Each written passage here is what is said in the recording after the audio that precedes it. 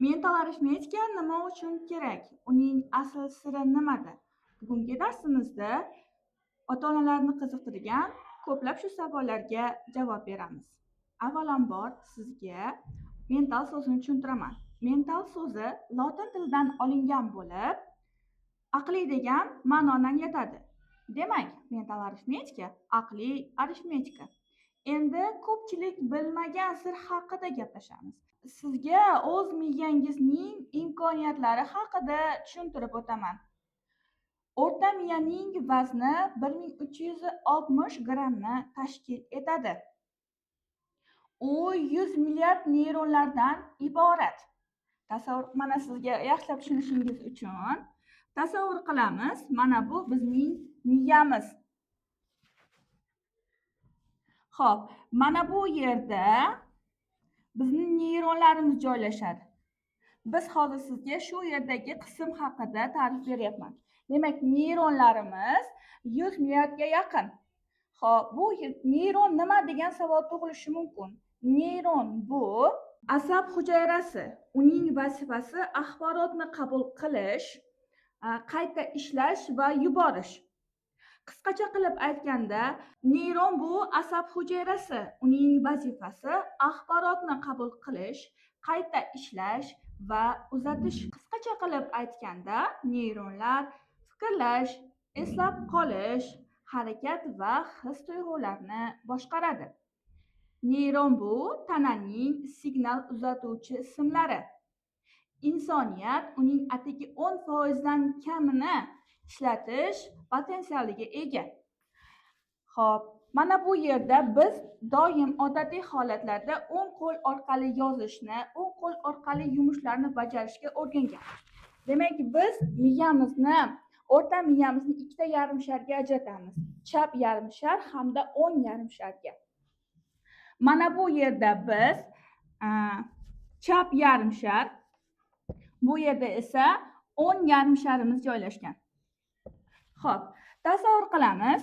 Mana biz chap miyamizdagi yarimsharimizdagi ma'lumotlarimiz demak 10%.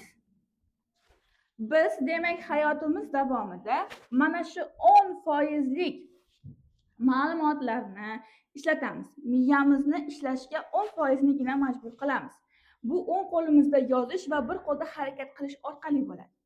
Endi bizning qolgan, ya'ni 10 miyamizda qolgan, 10 yarimsharimizda qolgan qismimiz esa mana bu yerda 90%. Bu esa uxlayapti. Endi biz uchun kerakli bo'lgan bu ma'lumotlarni, bu rivojlanish uchun kerak bo'ladigan biz uchun juda ko'p narsani biz bu yerga tegish orqali, buni uyg'otish orqali erishamiz. Buni qanday qilamiz? Biz mana masalan o'ng qo'l orqali yozamiz, o'ng qo'l orqali ish bajaramiz, o'ng qo'l orqali o'qiymiz. Bu biz chap miyamizga signal yuboramiz. Mana bu barmoqchalarimizda bizni miyamizga yuboruvchi signallar nuqtasi joylashgan. Tasavvur qilaylik, kichik yoshdagi bolajonlarga biz choynakda issiq choy deymiz.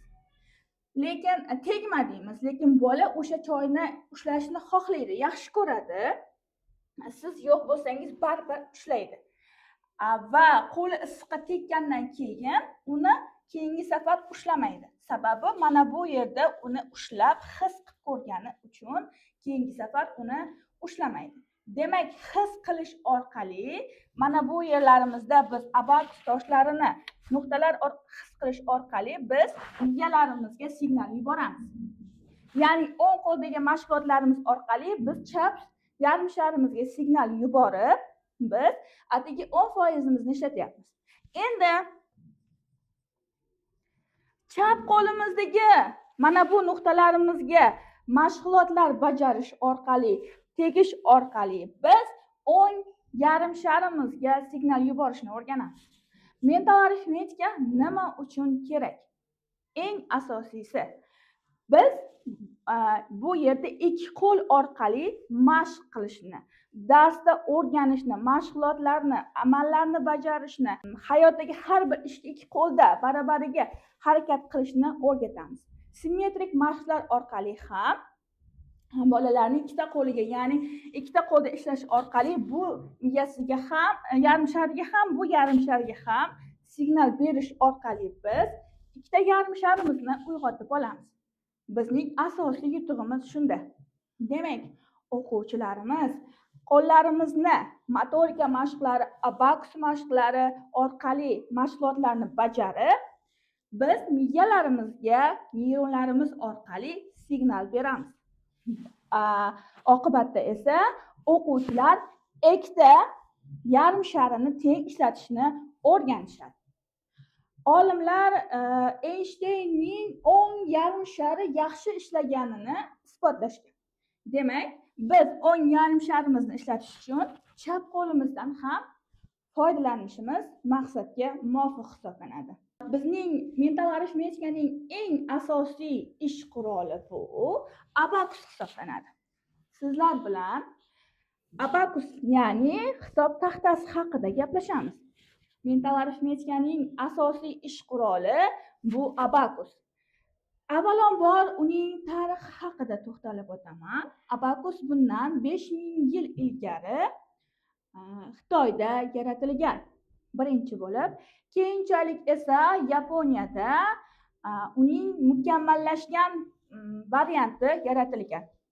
Xo'p, demak, abakus avval birinchi bo'lib savdo-sotiq yo'nalishida ishlatilgan. Ya'ni savdogarlar pullarini hisoblashda qiynalishganligi sababli bu hisob taxtasini yaratishgan.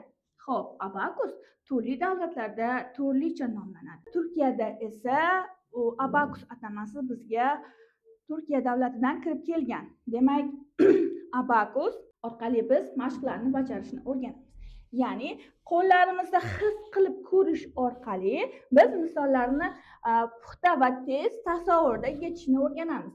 Avval boshida qo'l orqali bajarishadi, keyinchalik esa o'quvchilar buni tasavvurga ko'chirishni o'rganishadi. Uning uchun bizga bu abakus kerak bo'ladi. Demak, abakusimizni tuzilishi haqida gapirib o'taman. Demak, bu abakus. Xo'p, mana bu uning hoshiyasi hisoblanadi. Hoshiyasi. Xo'p, bu esa abakusning chegarasi hisoblanadi. Bu esa abakusning ustunlari, demak, xona toshlarini kirituvchi ustunlarimiz hisoblanadi. Xo'p, bu tepadagi toshlarimiz, bu osmon toshlari. Pastdagi toshlarimiz esa yer toshlari hisoblanadi. Demak, biz mana bu hoshiyasi. Xo'p, bu esa abakusimizni mana bu qismi chegarasi.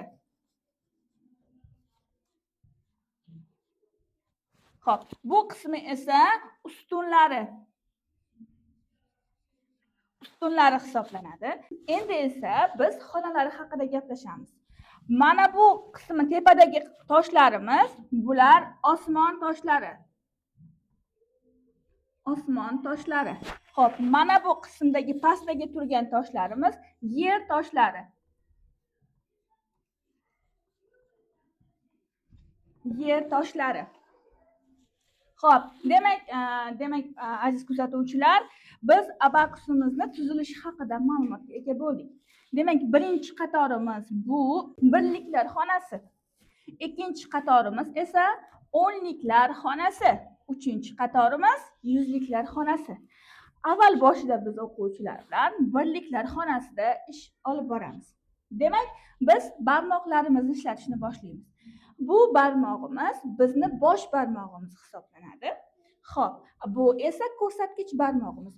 Bolajonlarga yaxshi tushunarli bo'lishi uchun esa buni biz odatda ota barmoq deb o'rgatamiz. Demak, bitta toshni ko'tardik va ikkita toshni ko'tardik. Bu yerda biz ikkita toshni ko'targanimizni his qilish orqali o'rgandik. Esimizdan chiqmaydi. Xo'p, bu yerda esa mana bu 3, bu 4. Xo'p, aziz o'quvchilar, demak bu yerdagi abakusimiz esa osmon toshimiz 5 qiymatga teng. Bitta o'zi 5 ga teng. Har biri esa 1 qiymatga teng bo'ladi. Mana bu ham 1, bu toshlarimiz ham 1. Demak, bu yerda biz 1, 2, 3, 4. Bu esa 5. 4 ni sanab bo'ldik. Pastga tushiramiz. 5 bitta o'zi. Buni qo'shamiz. Demak 5 ga 1 ni qo'shsak, biz 6 hosil qildik. Xo'p, 1 ni yana qo'shamiz. Demak bizda 7 bo'ldi. Yana 1 ni qo'shamiz. Bizda 8 bo'ldi. Xo'p, yana bitta toshni ko'tarishimiz orqali biz 9 ni hosil qildik. Yana takrorlab o'taman, hurmatli o'quvchilar. Demak, bitta toshni ko'tarishimiz orqali qo'limizdan his qilib ko'rdik. Demak, kichkina yoshdagi bolalar bularni mana bu 1 deganimizda eslab qolishidan ko'ra, bitta toshni ko'tarib bu bitta tosh 1 desak, yaxshi eslab qolishadi. Chunki bu his qilib qo'llarimiz orqali ushlab ko'rib o'rganyapmiz. Xo'p, 1. Demak, 2. Demak, ikkita toshni ko'tardim. 3, 4 ta. Endi pastga tushiramiz va 5 ni tushiramiz. Bu 5 degani. Endi bitta toshni qo'shdim. Demak, bu yerda 5 ga 1 ni qo'shsak, demak 6 bo'ladi. Xo'p, keyingisi 5 ga qo'shamiz ikkita toshni. Demak, bizdan nechta tosh bo'ldi? 7 bo'ldi. Bunisi esa 8. 5 qo'shamiz. Mana sizga tushunarli bo'lish uchun mana. Demak, 1 3 ta 1 ni qo'shish orqali biz 8 ni hosil qildik. Mana bu esa 9. 5 qo'shamiz yana 1, qo'shamiz 1, qo'shamiz 1, qo'shamiz 1. Javob esa 9. Mana. Yaxshi eslab qolishimiz uchun. Demak, birliklar xonasi. Xo'p, sizga ozgina misol o'rgataman. 2 bolalarga 2. Xo'p, 2 qo'shamiz 2. Demak, aziz o'quvchilar, xo'p, 2 ga 2 ni qo'shsak, xo'p, javobimiz bolalar sanaymiz. 1, 2, 3, 4. Demak, javobimiz 4 bo'ldi. Keyingi amalimiz, xo'p, 5. Xo'p, bu tepadagi toshimiz edi. Mana, 5. Qo'shamiz bunga ikkita toshni. Demak, javobimiz 7 bo'ldi. Endi qo'shamiz yana ikkita toshni. Xo'p, 5 ga qo'shamiz 1, 2, 3, 4 bo'ldi. Demak, 9 chiqdi. Ayramiz shundan 6 desa siz savol tug'ilishi mumkin. 6 bu tepadagi bitta toshni, ya'ni 5 ni ayirish va pastdan 1 ni ayirish. Demak, 6 hosil qilish uchun biz tepadan bitta, pastdan bitta toshni qo'shgan edik. 6 qilish uchun, ayirish uchun esa bularni mana bunday ayiramiz. Demak, 5 va 6. Demak, mana bu natijamizdan mana 9 chiqdi. Ayiramiz 5 ni. Demak, osmon toshini tepaga ko'tardik. Qo'limga e'tibor bering. Endi esa yer toshimizni pastga bittasini tushirdik. Javobimiz bu yerda 1, 2, 3. 3 ta tosh qoldi. Demak, javob 3. Demak, bolalar abakusda tez hisoblashi uchun bunda ko'proq mashq qilishlari kerak bo'ladi. Xo'p, keyingi xonamiz esa bu o'nliklar xonasi. Abakusda tasavvur qilamiz. Mana bitta toshni ko'tardim. Mana 1. Bitta ko'tardim, to'g'rimi? Xo'p. Endi bu yerda esa hech qanday narsa yo'q. Demak, necha yozaman? 0 yozaman. 0 bo'ldi. Xo'p, demak bizdan necha soni hosil bo'ldi? 10 hosil bo'ldi. Endi bu esa 20. Bu yerda men nima qildim? Ikkita toshni ko'tardim. Bu yerda ham 0. Endi 3 ta toshni ko'tardim va 4 ta toshni ko'tardim. Demak, menda o'nliklardan 4 ta bo'ldi. 1, 2, 3, 4. 10, 20, 30, 40. Natija esa 40. Orqasida 0, 4 ni orqasida 0 turibdi. Shu orqali bolalarga misol ishlashni o'rgatamiz. Xo'p, bu esa tepadagi toshimiz. Mana tepada biz sizga tushuntirib o'tgandim. Bu 5 soniga kiradi. Bu esa 50. Ikkinchi xonamiz 50. Ya'ni 5. Mana bu orqasida 0 bo'lsa bu nima bo'ldi? 50 bo'ldi. Demak, 50 ni shunday hosil qilamiz. Xo'p, endi misol ishlash orqali sizga tushuntiraman. 11. Demak, bitta 1. Mana bu yerda hosil bo'lgan sonimizni tasvirlaymiz.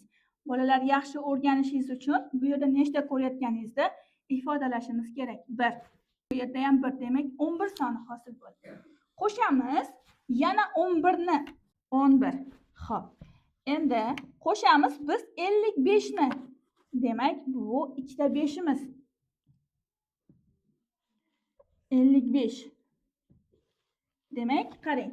Bizda 55, ikkita birimiz 11, yana ikkita birimiz 11 turibdi. Demak, bu yerda bizda necha soni hosil bo'ldi? Demak, 77 hosil bo'ldi. Ayiramiz 2 sonini. Ayirdik. Ayiramiz 5 ni. Demak, bizda qolyapti bu yerda qanday sonni ko'ryapmiz? 7 va 0 sonini ko'ryapmiz. Demak, 70 chiqdi javobimiz. Abakuslarni pastga va tepaga harakatlantirish orqali biz misollarni tez ishlashni o'rganamiz va ularni tasavvurga ko'taramiz. Xo'p, buning uchun bizga eng asosiy qoidalar. Birinchisi, abakusni ishlayotgan vaqtimizda chap qo'limiz abakusning ustida turishi kerak. Xo'p, ikkinchi o'ng qo'limizda esa ruchkamiz xuddi shunday holatda turadi. Ruchkani qo'ymaslik kerak, chunki qo'yib olguningizcha siz chalg'iysiz va misollarni yozayotganingizda esdan chiqib qolishi mumkin. Qo'limiz shunday holatda, bu chap qo'lni abakusni ushlagan holatda, chunki nima uchun? Abakusimiz qimirlab ketmasligi uchun. Misollarni ishlashni boshlaymiz. Demak, biz mana bu ko'rsatgan dada barmog'imiz kabi, dada barmog'imizda misollarni qo'shishni boshlaymiz. 2, yana 2. Xo'p, aya barmog'imizda esa ayirish amali bajariladi. Mana bunday. Xo'p, bizda mental arifmetikada misollarimiz mana bunday ko'rinishda beriladi. 5 qo'shamiz 1. Xo'p, qo'shamiz yana 1, qo'shamiz yana 1. Bu yerda hech qanday amallar, belgilar qo'yilmasa, bu qo'shishni bildiradi. Agar misollarimizda 5 mana bunday oldida minus chizig'i bo'ladigan bo'lsa, bu ayirishni bildiradi. Bu degani 5 qo'shamiz 1 ni, ayiramiz 1 ni deyapti. Ayirishimiz esa mana bu qo'limiz bilan pastga tushiriladi. Yana ayiramiz mana bu yerda 1 ni. Demak, bu formula ketadi. 5 ni ayirib 4 ni qo'shish formulasi. Xo'p, demak, hurmatli o'quvchilar, oldidagi chiziqchalarimiz bu minusni bildiradi. Plus ishorasi esa qo'yilmaydi mental arifmetika misollarida. Har doim xo'p, o'quvchilar misolni ikki qo'lda bajarishga odatlanish kerak. Ya'ni bir qo'lda birliklar, ikkinchi qo'lda esa o'nliklar. Bu esa misollarni tezroq hisoblashimizga yordam beradi. Abakus orqali biz misollarni tez ishlash va tasavvurga ko'tarishni o'rganamiz. Birinchi darsimiz tugadi. Abakusning keyingi qismlarida ishlashni, murakkab misollarni yechishni o'rganishni istasangiz, keyingi darslarimizni ijtimoiy tarmoqlarimizga obuna bo'lib kuzatib boring.